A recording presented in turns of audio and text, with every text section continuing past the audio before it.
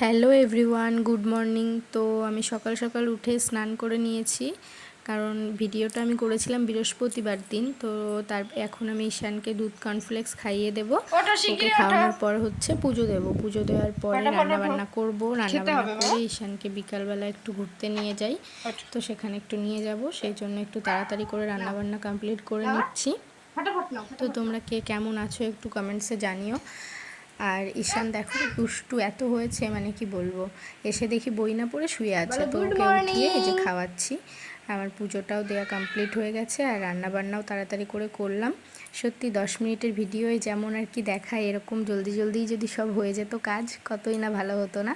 তো যাই হোক, চলো, করেছিলাম পালং শাকের তরকারি মাছ দিয়ে, আর ফুলকপি দিয়ে মাছের ঝোল। তো এটা দিয়েই আমরা আর কি খাওয়া দাওয়া করলাম।